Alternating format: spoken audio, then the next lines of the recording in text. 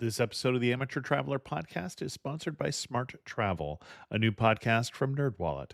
You know, the one friend who always finds the best travel deals, picks the right cards, and somehow ends up in first class for the price of coach?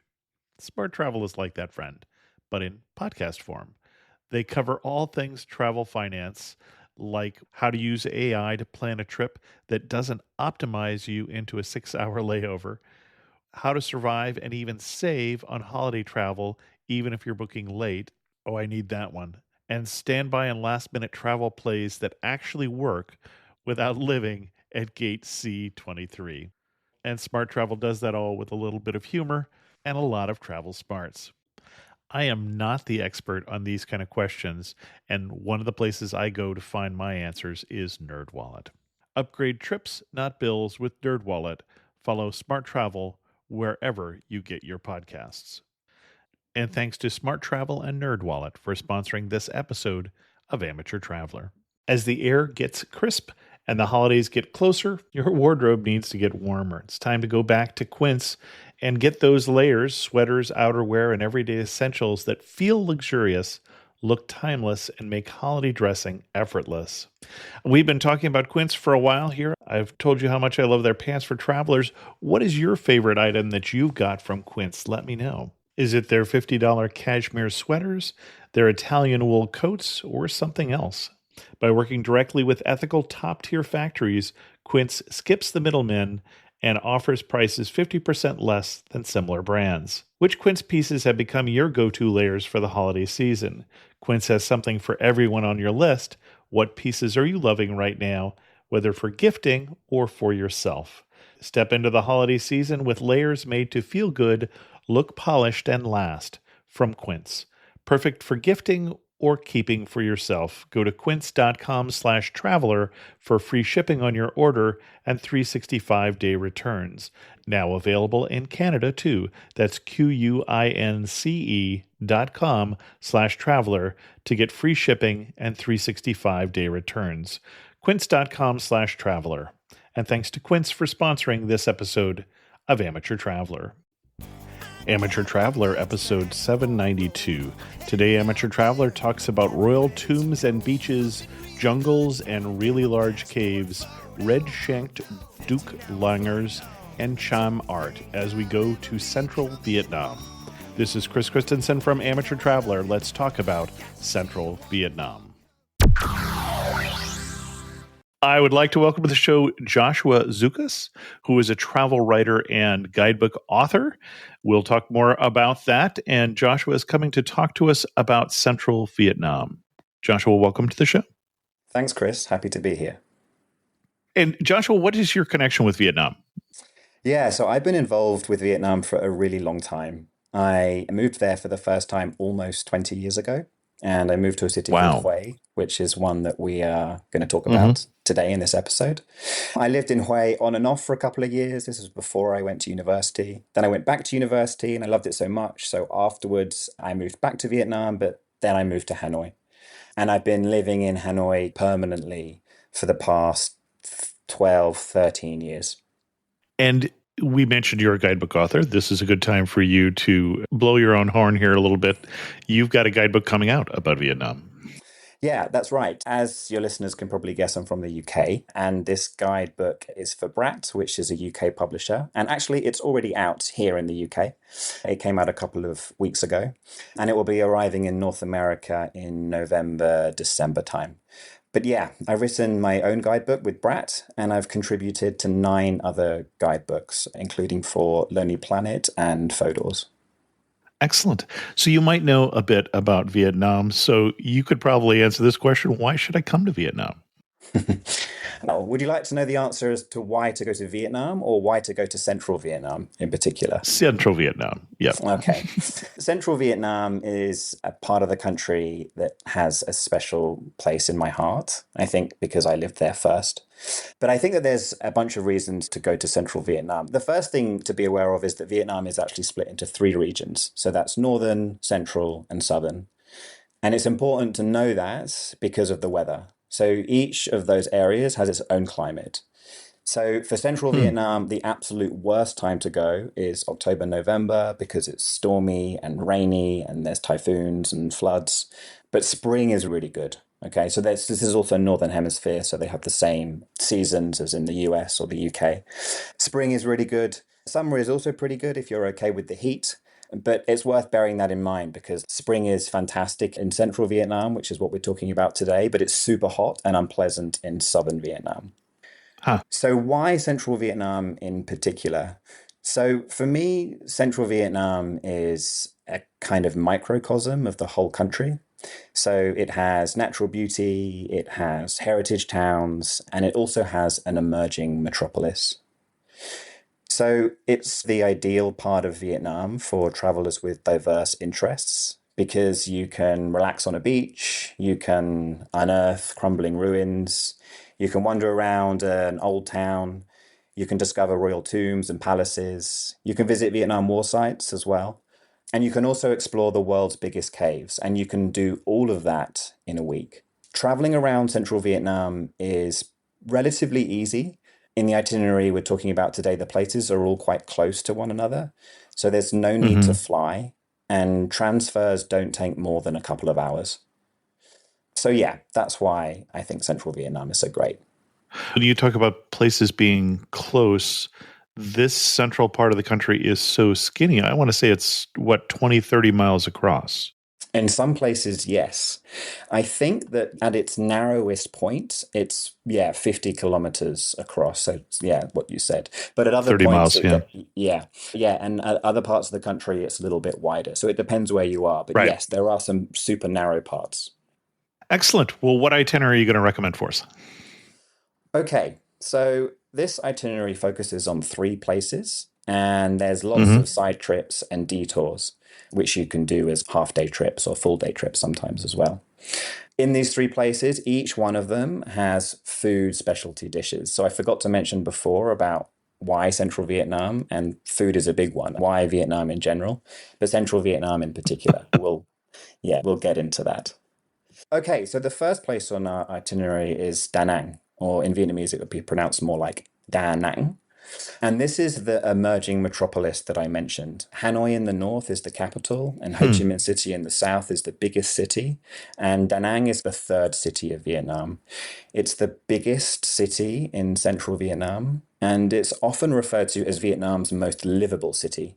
And there are a lot Hmm. of people that are moving to Da Nang now from Hanoi and Saigon, formerly Saigon, now Ho Chi Minh City, because it's clean, it's modern, it's a seaside city as well. So both Ho Chi Minh City and Hanoi, neither of them have beaches, but Da Nang does. And it's a huge sweeping beach. It has a couple of really good museums as well. So there's the Da Nang Museum, which was refurbished and opened earlier this year. And it also has a really excellent Cham Museum. So Cham, or Champa, was the civilization that existed in central Vietnam before the Vietnamese arrived, around 600 years ago. So Da Nang is just, I think, a really pleasant city. If you're just arriving from Europe or the US or from anywhere, I think it's a really great place to get over your jet lag, especially because the beach is right there. It's also a great jumping off point to a number of other half day trips. So just 20 minutes away from the city, there's the Sơn Cha Peninsula. And that's where you get to see red-shanked langurs. And these are really Okay, hang on. extraordinary. Yep. You need to explain that one for me. Okay, what do you want to know about the red-shanked langurs? I don't know what that means. Okay, so langurs are a type of primate. They have tails, which means that I think technically they do count as a monkey and are typically quite timid. So they're not like macaques. They're not cheeky and naughty. Right. They don't come up to humans and steal your food. And they live usually up in the trees. I think they don't often come to the ground. At least I've never seen them on the ground. And they live in family units, sometimes extended family units. Hmm. So you normally see them in these kinds of units hanging around in the trees. So you'll see five, six, maybe seven or eight maximum. I've never really seen more than that at any one time. And they're really extraordinary looking things. I always think they look a little bit like clowns because they have these white eyes and very orange, brightly orange colored faces. And red shanks or red shins. Yeah, Interesting. yeah. To me, it's more of a kind of it's more of an orange, but yeah, orange auburn Yeah. kind of color. Yeah, I But would yeah, say orange from the pictures I've seen. so that's a peninsula that juts out near Da Nang City. And in my experience, at least, it's really easy to see them. So if you're comfortable on a motorbike, you can rent a motorbike and you can drive around the peninsula looking for them. There are also tour companies that can take you there if you're more comfortable doing that. And that's best organized through your hotel. Okay. We're hitting a museum and the peninsula first. Are we doing this in order here? Do you want me to go day by day? Sure. Okay. So on day one, what I would recommend is just relaxing into the city. The beach is really nice early in the morning. So for early risers, I definitely recommend getting up, going to the beach, watching the sunrise. That's when Vietnamese people tend to go to the beach, either early in the morning or late in the afternoon, soaking up the beach atmosphere and enjoying time on the sand and hopefully going for a swim. I think after that, I definitely recommend going to some museums. And I think this actually depends on your interest. I'm Yeah. the kind of travel writer that doesn't say specifically what people should do, but rather present the information and then they should I decide for completely themselves. understand. Yep. Yeah, yeah. So they're all different. And I think some of the experiences actually pair with one another. So if you're really Hmm. interested in history, for example, I think that the Da Nang Museum is really interesting. It explores the ancient history of Da Nang a little bit, but I think that there's more of a focus on modern history and how in just a few decades, really, Da Nang has gone from a small fishing village into the modern Hmm. metropolis it is today. And there's also a lot about the role Da Nang played during the different wars. So the war for independence against France, and then the Hmm. Vietnam War, or American War as it's called in Vietnam, which came after that.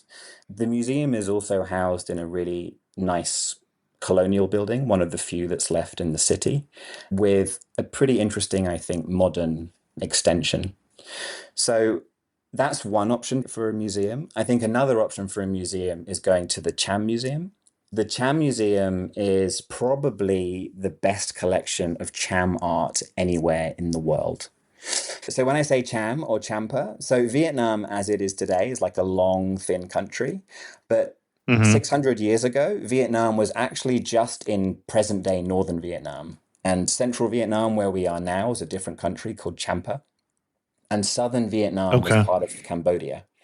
The Cham Museum is a collection of art, sculpture from different archaeological sites all over the country. It's probably the best collection of Cham art anywhere in the world.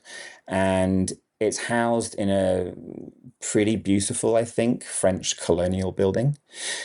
It's one of the few colonial buildings actually that still retains the function that it was built to have originally. So during the French Hmm. colonial period, the French became aware of Champa as a civilization and its artistic and historic significance. So they built this Cham Museum. And now, even today, it still houses all of this extraordinary Cham art. This, I think, is an interesting place to go to because I think it's not really what people think of when they think of Vietnam. Champa was an ancient civilization that was more influenced by India than China. And so the kinds of Hmm. ruins and archaeological sites that you find today, they look more like the kinds of sites that you find in Cambodia or Thailand or Indonesia, and less like the kinds of sites that you would find in China or Korea or Japan. So they're mainly made from brick. They're terracotta colored. And Champa originally was a Hindu Buddhist civilization. So there are a lot of statues of Hindu gods as Buddhism became more prevalent. Yeah, I saw statues of Ganesh, the elephant god, which sort of stands out as very identifiable. Yeah, yeah, exactly. And I think not really something that people associate with Vietnam. No. Yeah. So this museum, I think, is extraordinary. And I Hmm. would recommend spending a couple of hours in either one or both. If you wanted to go to both, you could do one in the morning and then one in the afternoon before returning to the beach. Da Nang is a pretty hot city. You might not want to be on the beach in the sun in the middle of the day. So, on day one, what I would recommend is soaking up the atmosphere of the city, bookending the day with beach time. So, beach time in the morning, beach time in the evening, and then during the day, spending time in a couple of museums. Okay. Day two, I think, is when you can go off for some day trips. And again, this depends on your interest. So if you're really interested in wildlife, I definitely recommend going out to the Sern Cha Peninsula. And that's where you find these red-shanked Duke langurs. So that's one option. I would actually say that these aren't day trips. These are more like half-day trips because they're so close to the city. So the Sern Cha Okay. Peninsula is only 20 minutes away. You would spend a couple of hours there before coming back to the city. So you could probably do two of the following 3 or 4 places that I'm going to mention. I think another place that's really nice to visit if you're interested in religion is the Marble Mountains. And these are mountains also really close to Da Nang, just 20 minutes away or less from the city, depending on where you're staying. And these are small hills. They're not really mountains, they're small hills with marble inside that over hundreds of years have been converted into different temples and shrines. And for me, what's interesting about the Marble Mountains is that this is a religious site that has developed over hundreds of years. So you find some really ancient shrines that have been there from the early 19th century. But then you also find these modern structures as well. And I think, unlike Champa, unlike the Cham Museum, this is where you find the imagery that you would probably identify with Vietnam, that you would think about when you think about Vietnam. So that's when you find these long dragons, phoenixes, tile topped temples, that kind of thing, pagoda type structures. Got it. Another option for the half day trip are the ruins of My Sơn. So, My Sơn is an archaeological site, and it's a Champa archaeological site, about an hour away from the city. And it's, in my opinion, the most extraordinary Champa archaeological site in the country. So, some of the ruins there are 1,000 years old. Some of them are just 5, 6, 700 years old. And the, yeah, so still pretty old, right? And the site is really fantastic to visit because it's just covered in jungle. So it's west from the city, so towards the highland area. And although it doesn't really have any altitude, you can see the hills and the mountains once you get there. It's covered in jungle, and the sites are divided into different groups, and you can move between the groups. Again, that's possible to go with a guide, but it's not really necessary. I think that the audio tour there is pretty good. Okay. And so you just bring your phone and your headphones and you can download it and then you can use that to get around. And that's just a little bit extra. You don't have to pay much for that. There are also often guides available there and then. So if you get there and you decide that you want a guide, they're usually available. And if you know that you want a guide, then you can book a tour. And again, that's best to do through your hotel. Okay. Then the other place to visit from Da Nang, and this is actually the most popular place, but although I'm listing it last, and that's the picturesque old town of Hoi An. So Hoi An is Vietnam's most visited destination. It's just 45 minutes south of the city, so it's really close. Mm-hmm. And not staying in Hoi An is probably quite a controversial suggestion. I would say that most people visiting Vietnam, they're going to be staying in Hoi An and maybe visiting Da Nang. But for this Okay. itinerary, I'm recommending staying in Da Nang and visiting Hoi An. And the reason for that is because in recent years, Hoi An has really suffered from over tourism. So the kinds of over tourism that we're seeing in Venice or Barcelona, that Yeah. is also happening in Hoi An. It's intensely busy and at times, I think, actually quite unpleasant. And so, in order not to add to the problem, my recommendation is to stay in Da Nang and then to visit Hoi An. And is there a way to see it less crowded? Don't go on the weekend. Go later in the day, or any particular tips that will help? Yeah. So the best way to see Hoi An, I think, is to go early in the morning. And when I say early, kind of like 6, 7 a.m. The earlier, the better. And that's before the shops have opened. There are still cafes and places to eat, so you'll still be able to find places to have a break. The museums and the sites and things like that, they open later on, 8, 9 a.m. My recommendation is to get there early, to have a really Okay. good walk around when it's super quiet, and to look for parts of the old town that you're going to find interesting. So I'll give a little bit of history about Hoi An. So Hoi An is an ancient trading town. It was originally a Hmm. Cham settlement, and then when the Vietnamese moved south, it became a Vietnamese one. Before the French colonial period, this was one of Vietnam's major trading hubs. So it Hmm. has influence from China, from Japan, from other parts of Southeast Asia, and from Europe as well. So the Vietnamese were trading with the Dutch and the Portuguese long before the French colonial period. You can see evidence of that in the town. So there are ancient houses that are a few hundred years old. There's Chinese assembly halls or clan houses, they're sometimes called, Hmm. which you find all over Southeast Asia. And they are cultural centers to help support the Chinese trading community.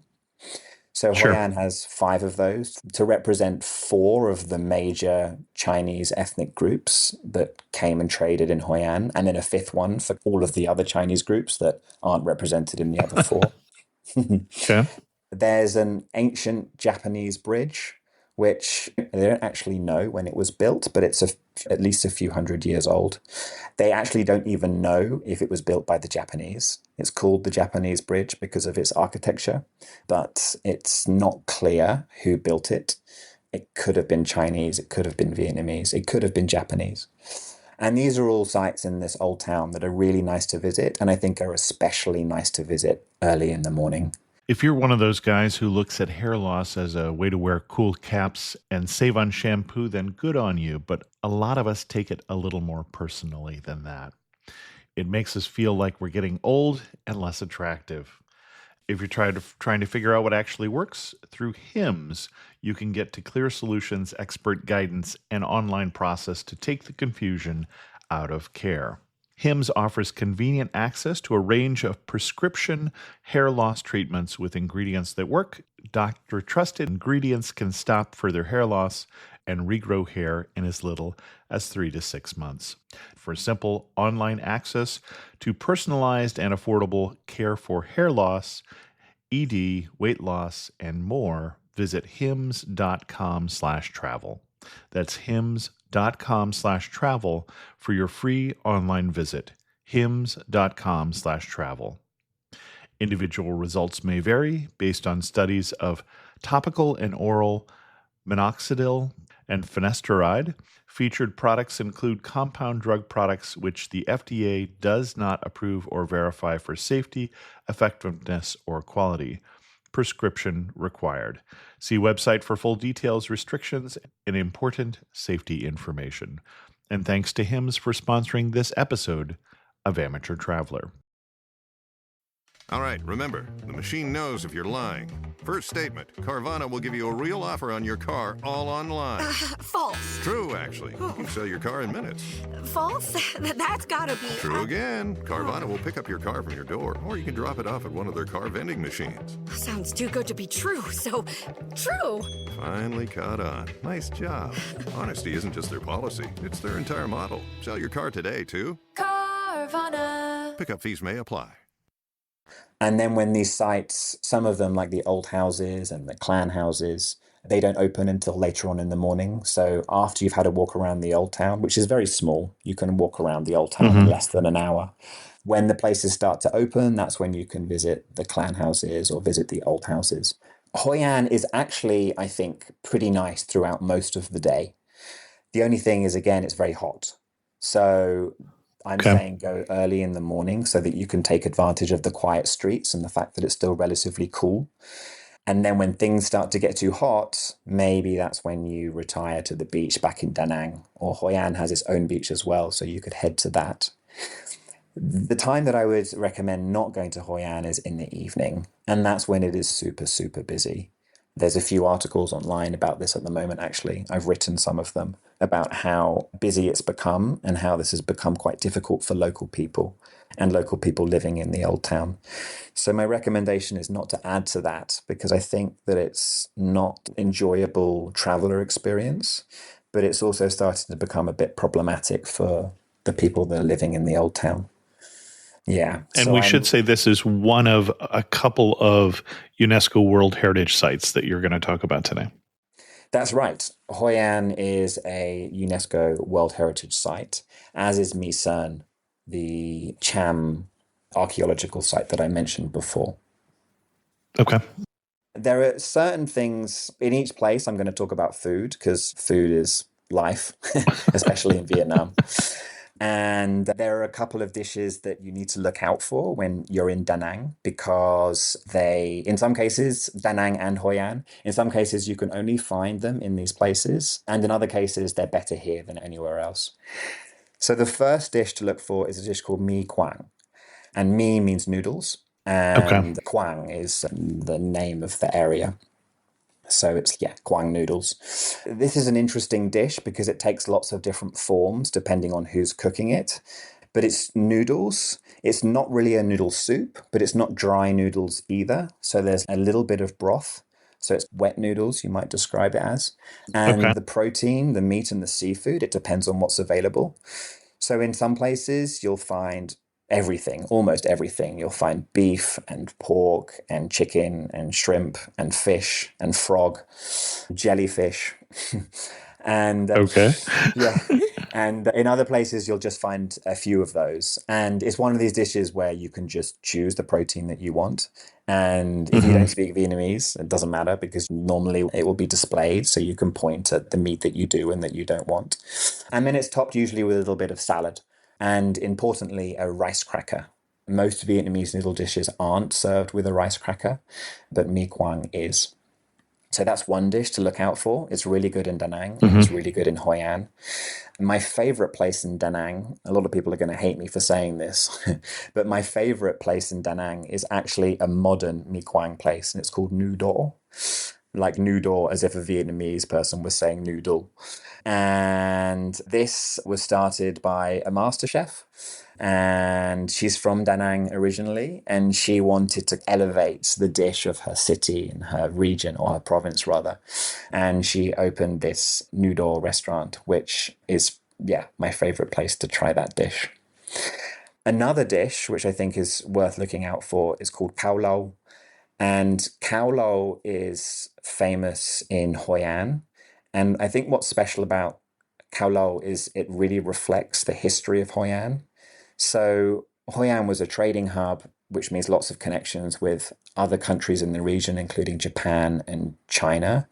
And what's nice about Cao Lau, I think, is that you can then see this in the bowl because the noodle type is a little bit like udon from Japan.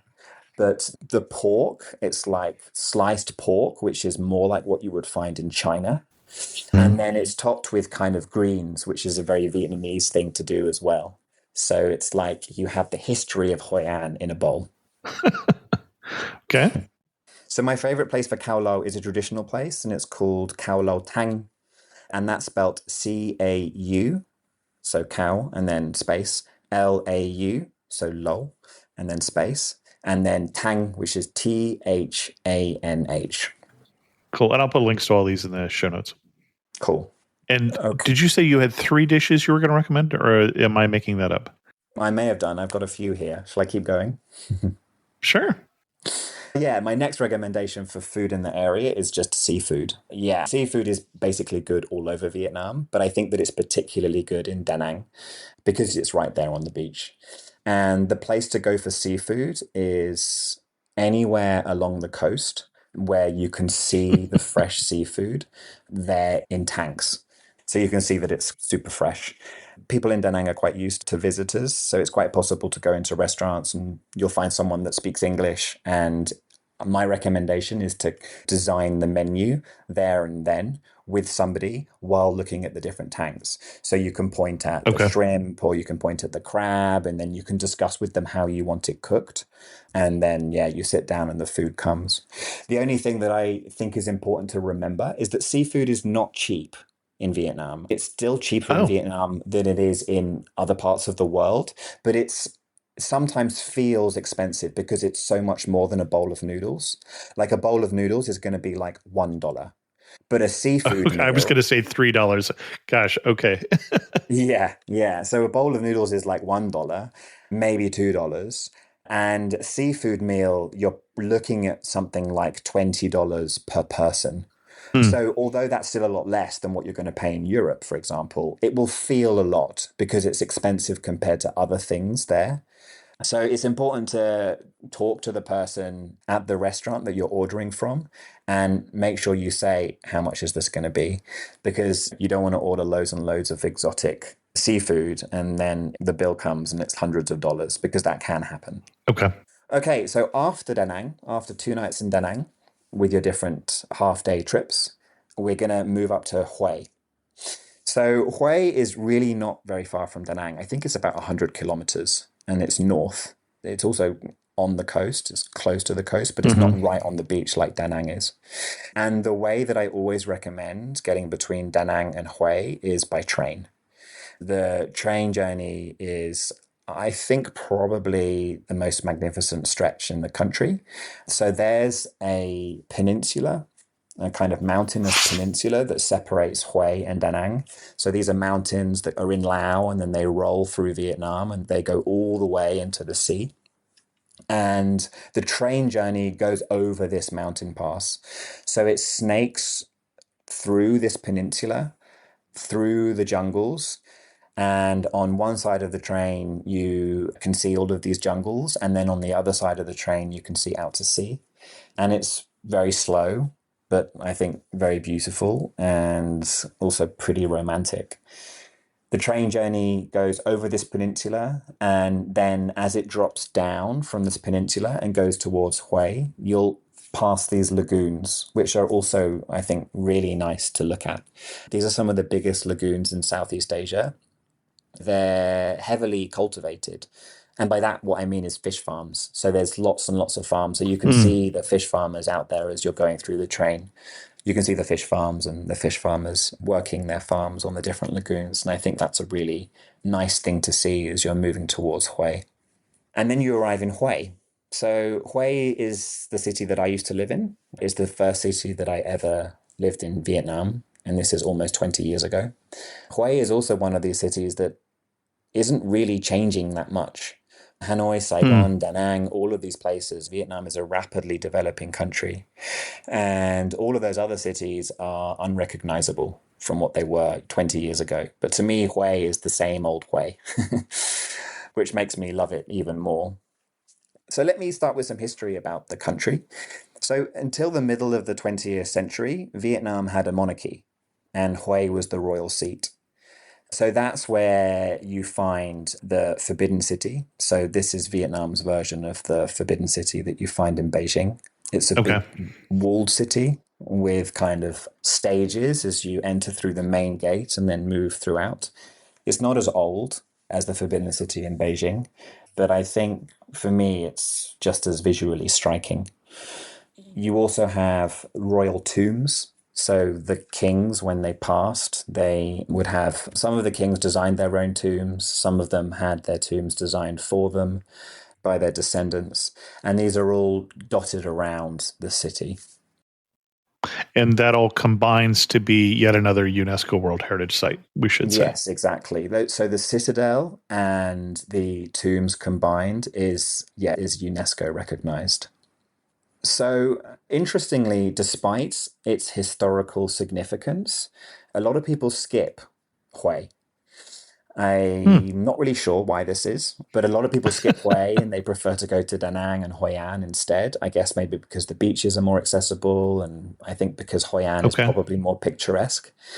And those that do go, they often only go for one night.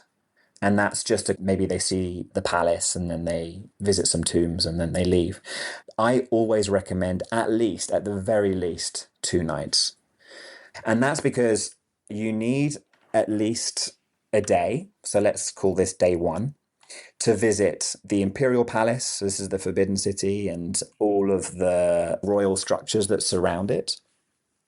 And the larger citadel is quite difficult to describe, but the old part of Hue is in a series of walls. So you have the citadel, which is a huge neighborhood where back in the day the elites would live. And then within that, you have the imperial palace and the Forbidden City. And the more important you were, like the closer you could get to the center of this structure, if you like. So I think you need at least a day to see that, along with some of the other areas in the city, one of which would be Tianmu Pagoda. So this is a centuries-old pagoda that is on the river, and I think is best at sunset because you can see the sun setting over the water from this pagoda. So on day one, I would recommend in the morning seeing the imperial palace, the citadel, that whole area. There are also temples within that citadel structure, which are nice to visit. And then in the afternoon, I would go out and explore along the river and definitely visiting Tianmu Pagoda and then watching the sunset over the water. For day two, that's when I recommend going to see the tombs. So there's 8 of them in total.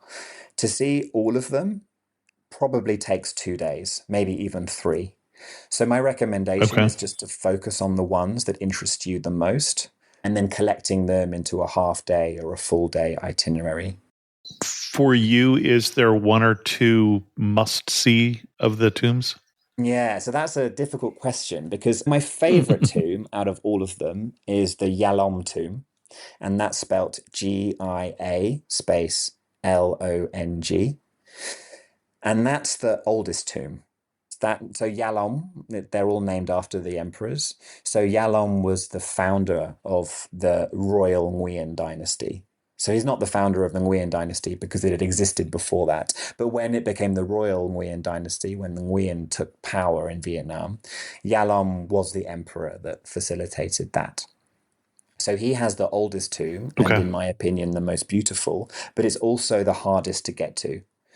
You need to get there on a motorbike. You can drive there, but the road takes ages and it's not a nice road to drive on. So the faster way is to go on a motorbike, and you can drive yourself if you're comfortable riding a bike. Otherwise, it's really easy to find a rider or a guide and a rider through your hotel. To visit Yalom Tomb, I would say it's like a full morning or a full afternoon to get there, to explore it, and to come back again. Now, the more popular tombs, the more visited ones, there's 3 of them, and they are Khai Ding, Minh Mang, and Du Duc. And I think that they are all beautiful in their own ways. Khai Ding is the most modern of all the tombs, so that belongs to the penultimate Nguyen emperor. So the last Nguyen emperor never got a tomb because he left the country during the war years. So he never got one, but his father did, and that's Khai Ding tomb. This is one of my least favorite. It's modern. There's a lot of concrete. What for me is so beautiful about the royal tombs in Hue is how the architects and landscapers built the tombs to harmonize with the natural environment. So you really see this in Yalom tomb, out in the middle of nowhere, surrounded by ponds and lotus flowers and hills and trees. But Khai Ding tomb is like this big concrete structure that's built into the hill. It looks pretty impressive from afar, but I think that when you're there in the tomb, it just, for me, feels like too much concrete and there's not enough trees. Minh Mang, which is another popular tomb, that I think is a really impressive one. So Minh Mang was the second Nguyen emperor, and he was very strict and military-minded, and you can see this in the tomb. So it's very structured. It's a little bit, in some ways, like the citadel, in that there's this big walled enclosure, and then you move through these layers with pavilions and shrines before you reach his final resting place, which is at the end. And you're flanked by lotus ponds and trees. And then I think probably of the most popular ones, Tuduk might be my favorite. So Tuduk was a poet and apparently had a lot of appreciation for the natural world. And he actually designed his own tomb. And it's in some ways like the opposite of the Min Mang tomb because it's not really structured at all. It flows and weaves as you move around it rather than being this very obvious man-made structure with walls and sections and squares and rectangles. Visiting the Tuduk tomb is a much more flowy experience as you move from left to right in pavilions and lakes and different shrines, and you see his final resting place as well. So those are 4 tombs that I've mentioned. Yalom and Tuduk are probably my favorite two. I also like Min Mang. I don't really like Haiding, even though it's a popular place to visit.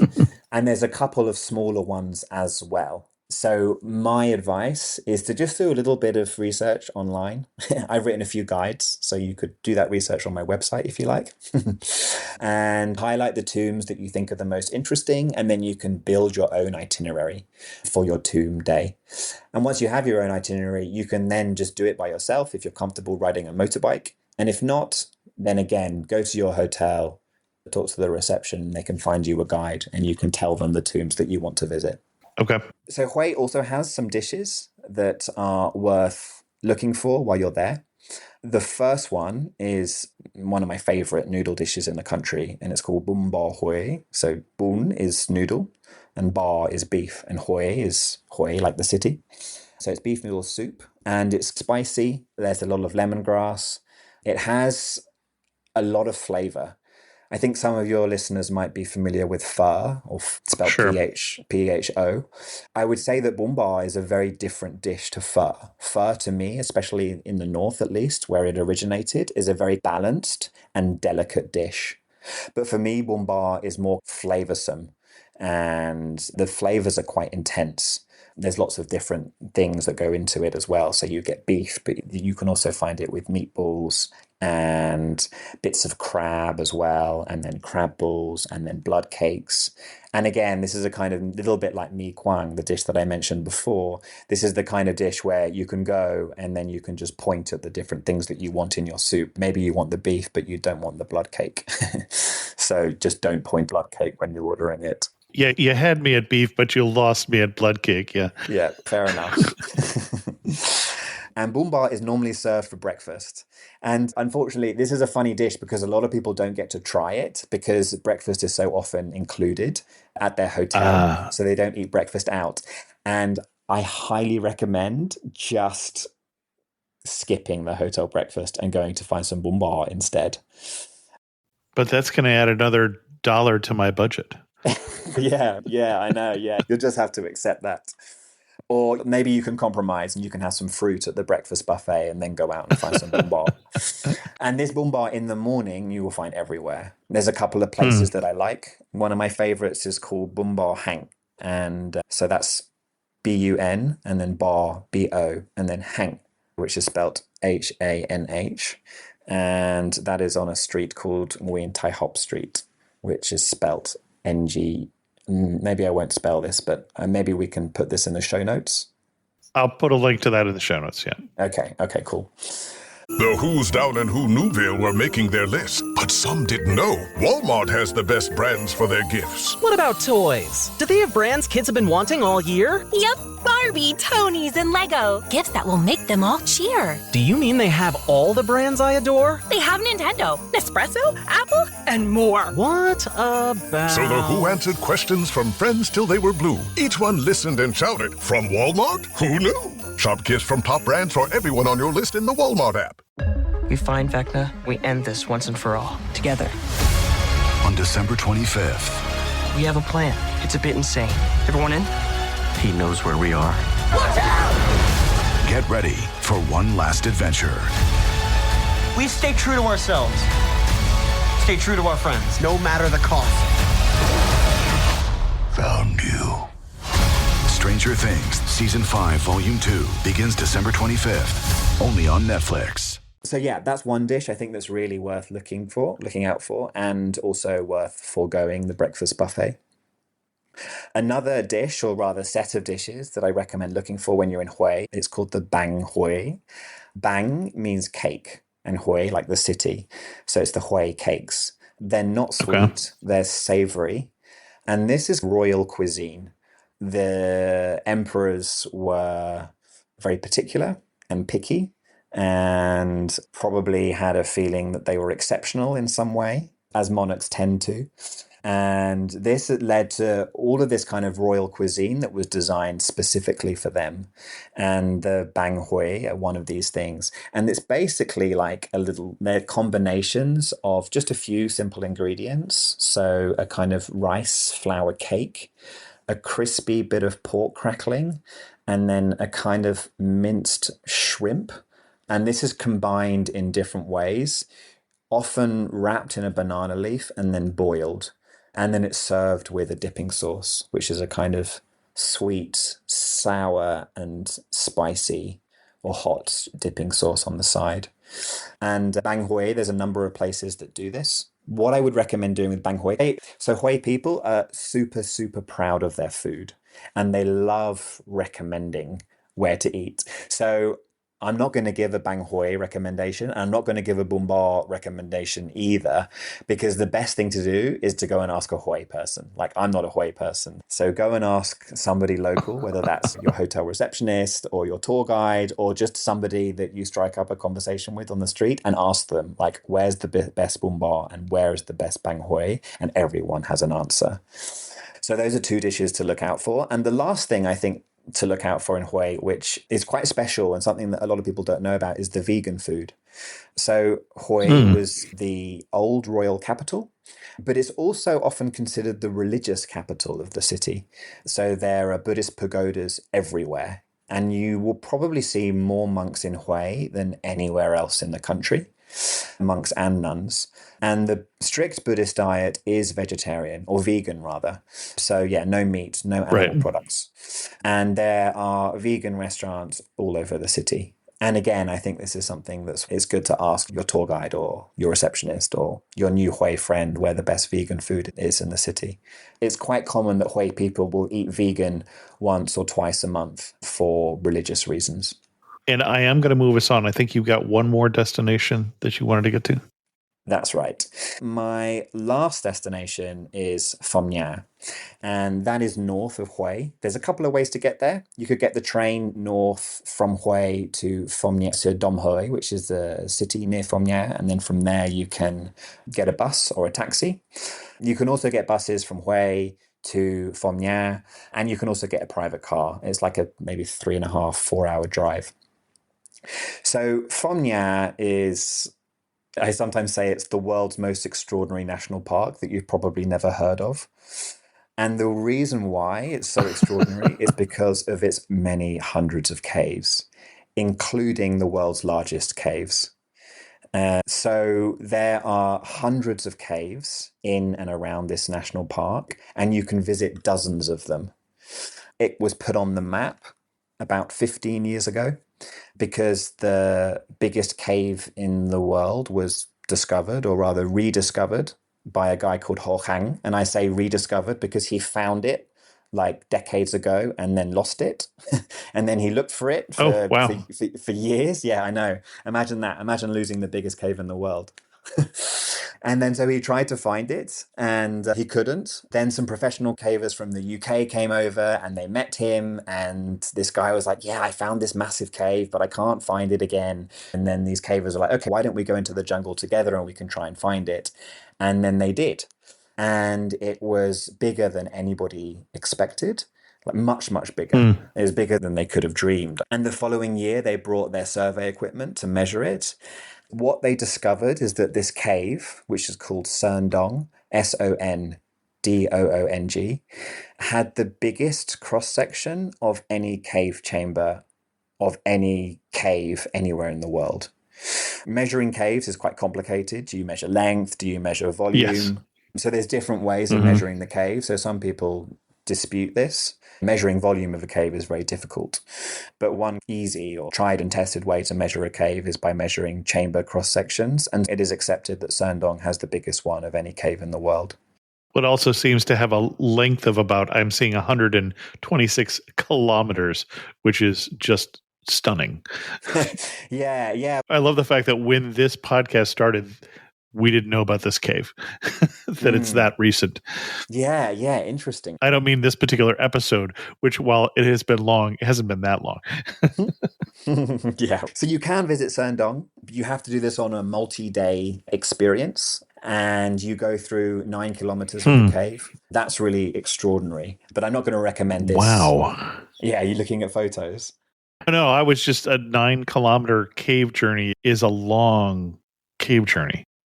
Yeah, so the reason why you can do this, so the Sendong expedition, when I did it a few years ago, I believe it was 3 nights, 4 days. I think it's still the same now. Sometimes they add a day. And when you say 3 nights in the cave... Yeah. Okay. So let me explain. So the way that it works is that one is that it takes a day and a half to get there because there's no roads. Okay. So the only way to get there is to hike through the jungle. The first night is spent in a smaller cave that's nearby. So you hike through the jungle, you get to this smaller cave, which is still massive. That's called Hang'en. And then you camp there in that cave. And then the next day you move on to Sendong and then you enter it at around lunchtime. And then you spend the next 2 nights in Sendong. And the reason why you can spend 2 nights in this cave, because it's true, like that sounds pretty unpleasant to spend 2 nights in the dark. But the thing is, it sounds amazing. Yeah, I guess so. Yeah, unpleasant to some, amazing to others. But the reason why Sendong is so special is because you see 9 kilometers of it. But within those 9 kilometers, there are 2 gigantic ceiling collapses. And that's when seismic activity, which they think happened, I believe it was about 300 million years ago. That might not be right. But a long time ago, many millions of years ago, because of seismic activity, parts of the cave collapsed in. So there are 2 massive ceiling collapses, and that's where you camp. So you do have natural light, even though you're inside the cave. So you're camping with a skylight, basically. Yeah. Okay. Yeah, exactly. So the weird thing about Sendong is, it's a 9-kilometer stretch that you explore. It's the biggest cave in the world, at least measured by chamber cross-section, but it's never completely dark because of these 2 ceiling collapses. So even when you're in the darkest part of the cave, there's still a little bit of light that comes in through these ceiling collapses. It's also incredible because you can stargaze while you're underground. And I don't think there's many places in the world where you can do that. Yeah, I suspect you've just divided the audience into the I now want to go there and the hell no people. Yeah, perhaps. If you do want to go there, like I say, it's a multi-day experience. It's also not cheap. At the moment, it's around $3,000. Oh, wow. And you need to book at least a year in advance. Huh. Some people say this is one of the world's most extraordinary experiences, like visiting the Grand Canyon or the Great Barrier Reef or climbing Everest or something like that. It really is one of the world's great natural wonders. Fortunately, this national park is full of caves. So visiting some of these caves involves a multi-day expedition, but you can explore others just in an afternoon. And then, so the other great thing about Phom Nhao, I think, is that it doesn't really matter about your age or your fitness level or your tolerance for small spaces. Phom Nhao will have the cave for you. When I tell people about caving, or we sometimes call it spelunking in the UK. Yeah. Do you use that word in the US as well? Yeah. Yeah. That's one we have in common. Okay. Yeah. So sometimes when I talk about caving, people are like, oh no, I can't do that. I don't like tight spaces. And what I say is some of these caves are bigger than the biggest room you have ever been in your life. And it really feels like that. Imagine a gigantic room, imagine an airport or something like that. These caves are bigger than that. If you're claustrophobic, don't worry, because there's massive caves for you to visit and you won't be scared of these tight spaces at all. But there are tighter caves as well. If you want these kind of more adventurous experiences, you can have them where you're crawling around and swimming through underground rivers and stuff like that. But as I said before, there's dozens of caves to visit. Some of them you can visit somewhat independently, meaning that you can, again, if you're comfortable driving a motorbike, you can rent them and you can just drive up to the cave and you pay your entrance ticket and you can walk around. That are pretty easy to visit by yourself are Paradise Cave and Phom Nha Cave. So Phom Nha Cave named after the town and the national park. And these you can easily do in one day. You could do Paradise Cave in the morning and you could do Phom Nha Cave in the afternoon. You can drive to both. Also, if you wanted to book a tour, which you could easily do through your accommodation, they can also take you to both. So that's really easy to book through your accommodation. So that is an option for day number one. My recommendation, if you are adventurous enough, is to go for an overnight experience and do a 2-day, 1-night cave tour. There are dozens to choose from, or at least a dozen to choose from. You have to go by organized tour. You can't do this by yourself. It doesn't matter how experienced you are. You have to go with an organized tour, and that's for conservation reasons. And there are 2 companies that you need to look at. One of them is called Oxalis, and Oxalis is the tour company that does the expedition to Serdong, the biggest cave. And then another one to look at is Jungle Boss. And between them, they have lots of different types of caving experiences that you can choose from. That's your 2 days in Phom Nha. Yeah, with an overnight camping somewhere in the jungle. And when you're researching this on the Oxalis and the Jungle Boss websites, have a look at the campsite, because I think sometimes people forget to look at where you're sleeping, because the different campsites, sometimes that's like the highlight of the trip is where you're camping, because some of these you're camping inside caves, some of them you're camping in the jungle, some of them you're camping near rivers and little rock pools and waterfalls where you can swim. And these companies are really good, really professional, and all of the information is really clear on the website. So make sure you have a look at the different campsite.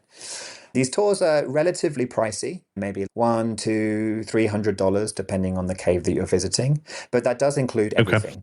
So it includes all of the food, which is exceptional, by the way. I think it's really impressive to see what these chefs and tour guides and porters are able to put together in the caves. They make proper meals. It's not just like sandwiches and s'mores. It's like proper Vietnamese rice-based meals with 10 different dishes, like deep fried tofu in tomato sauce and grilled pork and stir-fried chicken. They make meals like this within the cave. So that's really one of the highlights. And yeah, for me, these caving experiences are Vietnam's best tourism product. So yeah, forget Halong Bay. I think that this is where it's at. Those may also be fighting words. Excellent. Right. That kind of wraps up your itinerary. Are there more things we want to talk about before we get to some of our wrap-up questions? I'm afraid this episode is going on long enough that somebody's discovering somewhere the world's largest cave, but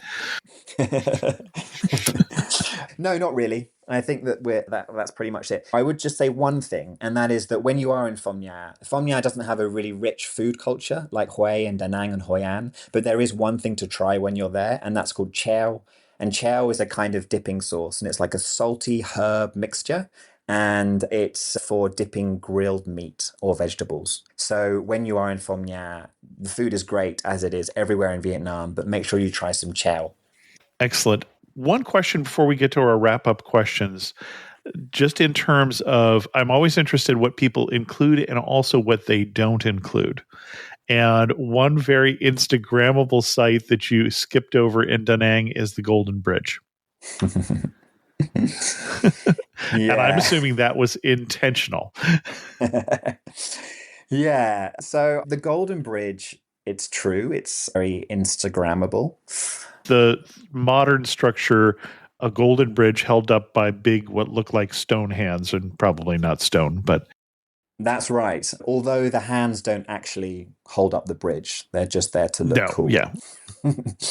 Yeah, I think the bridge in itself, I think, is fine. I don't know. I feel like I don't really enjoy going places just to take photos. For me, there needs to be a bit more to the experience than just taking a shot and then leaving. And to me, the Golden Bridge is a little bit like that. You arrive and then you take your photo, but then there's not really anything to do. For me, it's not of architectural or historical interest.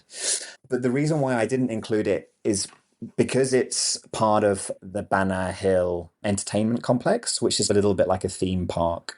And I don't really like this theme park. To me, it just feels a little bit too artificial. So it's where they've built European-looking castles and village squares up in the mountains.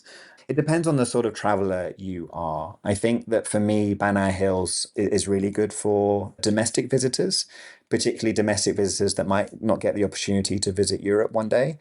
But ultimately, it feels like a faux version of Europe. And I think when you go to Vietnam, you want to see Vietnam. Yep. No, I'm just curious. That's why I wanted to ask is I figured that was not accidental, that you were unaware of this and wanted to know your opinion on it. Excellent. You were standing in the prettiest spot in central Vietnam. Where are you standing and what are you looking at? Oh, what a question. I'm standing in Sơn Dong Cave. The sun has set and the stars are just beginning to twinkle, and I can see them through one of the cave collapses. Excellent. You have a way with words. I don't know if you thought about writing guidebooks. One thing that makes you laugh and say only in central Vietnam. Oh, that's really hard for central Vietnam specifically. Most edited part of the show. Yeah, I bet. Okay, all right. Now, I think I've got a good one. So the thing that makes me laugh, and also something that I really admire about central Vietnam, is how people get on with things, even when their cities are flooding. Central Vietnam suffers from flooding. The floods in central Vietnam are much more intense than in the north or in the south. And people just go about their day as if this is a very normal thing to happen, because for them it is. It happens every year. So people leave their motorbikes at home and they find boats to get around with. When I was living in Hue, I was living with a local family and it was flooding. And I remember watching my host mum doing the washing up during the flood. And I remember just finding this image just really interesting and in some ways like quite moving, that this woman was like up to her knees in floodwater and was during a natural disaster because a typhoon had just hit the city. And she was doing a very mundane, everyday, normal activity. Yeah, I think not being fazed by floods is only in central Vietnam. Excellent. And if you had to summarize the region in just 3 words, what 3 words would you use? 3 words.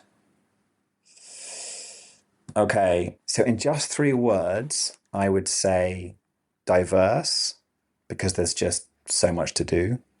I would say delicious, because the food is just so varied and fantastic. I'm trying to stick with another D so that I can stick with the alliteration theme, but I can't. What would be my 3rd word? I think my 3rd word would probably be surprising. And the reason why I think that central Vietnam is surprising is because I feel like central Vietnam is squeezed between the north and the south, quite literally, but also culturally. And I think that people have quite a good sense in their head about what northern Vietnam or Hanoi is like and what Saigon, Ho Chi Minh City and southern Vietnam is like. And I think with central Vietnam, it's a little bit harder to visualize what the center is. When you go there, you realize that it has a very long and layered history. For me, that makes it full of surprises. So what we spoke about at the beginning of the episode about Cham culture and the history of Cham Pok, I feel like that's a side of Vietnam that is not really that well known and is really under promoted. And when you visit, I feel like it's super surprising. Excellent. Now, again, we can find more of Joshua's writings at joshuazukas.com. I'm going to link to 2 of the articles, particularly one, The Inside Guide to the Hui Tombs, which Joshua mentioned, and the other one being In Phong Na, The Adventures of a Lifetime. And I know I pronounced that wrong. I cannot pronounce Vietnamese, I'm afraid. But we also wanted to bring up I'll have a link there to the books section of Joshua's website, where if you click through, you can get a 25% off his new Brat Guide to Vietnam.